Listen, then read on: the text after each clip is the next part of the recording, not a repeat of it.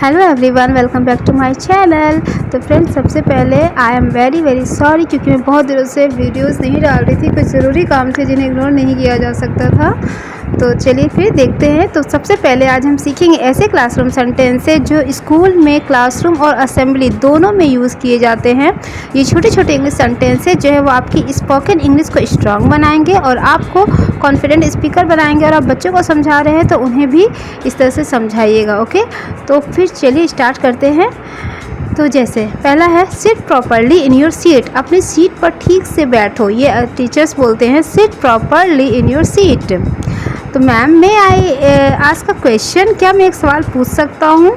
Ma'am, may I ask a question. यहाँ पर मे लगा है ना, जब भी हम परमिशन लेते हैं तो वहाँ पर मे का यूज़ करते हैं कैन की जगह। ओके, तो yes, what is your doubt? हाँ, तुम्हारा संदेह क्या है? What is your doubt. यहाँ DOUBT है, बी यहाँ पर साइलेंट रहता है, इसलिए यहाँ पर डाउट ही पढ़ते हैं, डाउट नहीं पढ़ेंगे। ओके, तो seat properly in your seat. अपनी सीट पर ठीक से बैठो। Ma'am, may I ask a question. Ma'am, क्या मैं एक सवाल पूछ सकता हूँ या पूछ सकती हूँ?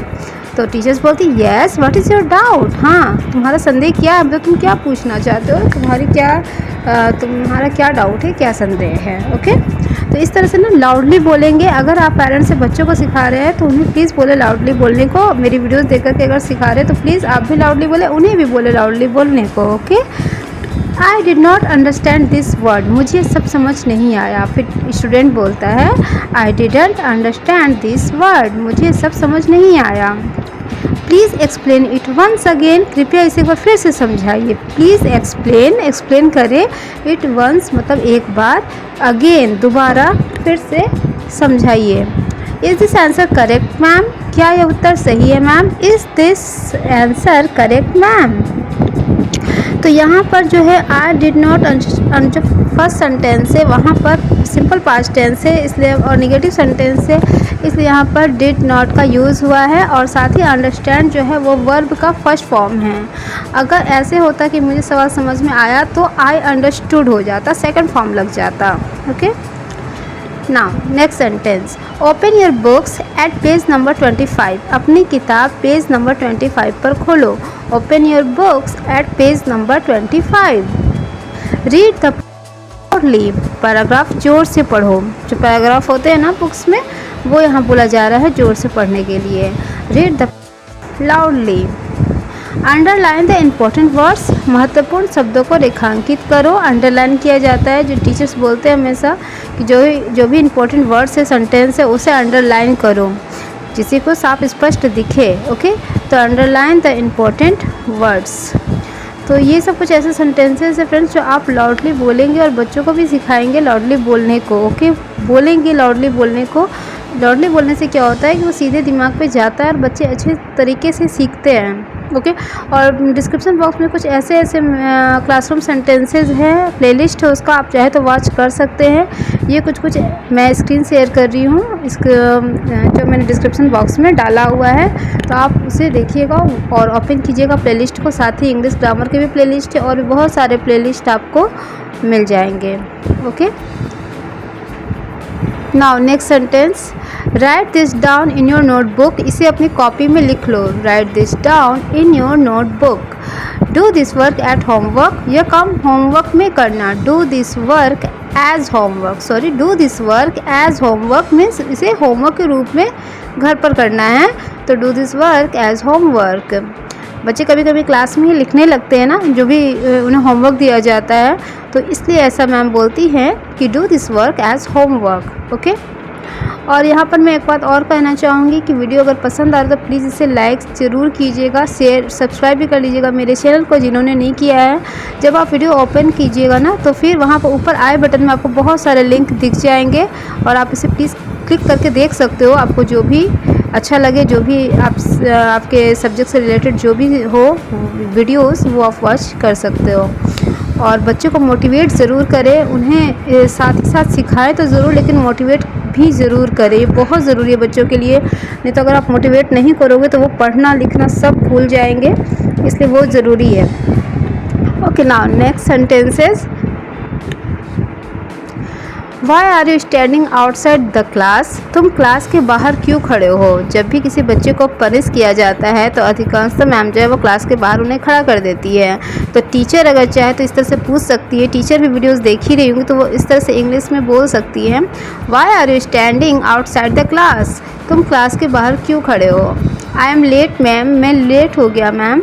आई am late ma'am. Next time come on time, okay अगली बार समय पर आना। Next time come on time, यहाँ पर जब भी हम टाइम पर समय पर आना बोलते हैं तो वहाँ पर ऑन का यूज़ किया जाता है, इन नहीं लगाया जाता है, प्रेपोजिशन जो है वो ऑन का यूज़ होता है। तो next time come on time, अगली बार समय पर आना।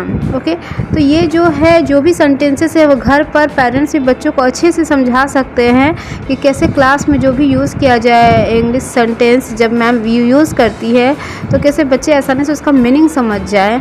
तो इसके लिए बहुत ज़रूरी होता है पेरेंट्स को घर पर इस तरह से इंग्लिश में सेंटेंसेस बोलना। आप वीडियोस देख करके इस तरह से इंग्लिश में सेंटेंसेस बोलेंगे अगर, तो फिर बच्चे क्लास में अगर जब बोला जाएगा टीचर्स बोलेंगे तो वो उन्हें अच्छे से समझ पाएंगे।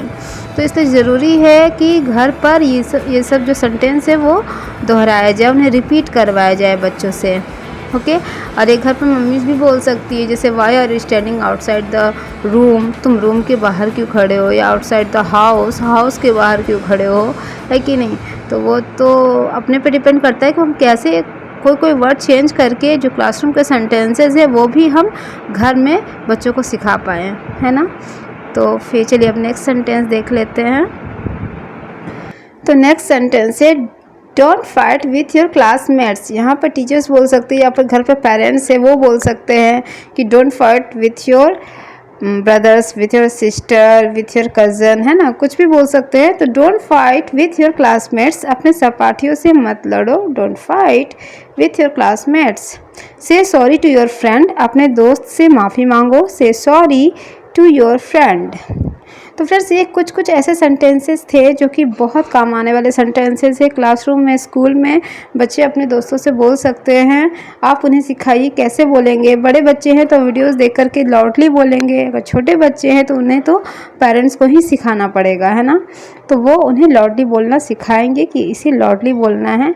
आप वीडियोज़ भी दिखा सकते हैं मेरे और उन्हें बोल सकते हैं कि इसे देख करके तुम्हें रिपीट करना है, या तो मेरे वीडियोस को स्लो कर दे, उसका ऑप्शन आता है ऊपर सेटिंग में जा कर के वो स्लो मोशन में चले जाएंगे, यानी मैं धीरे धीरे बोलने लगूंगी, ठीक है।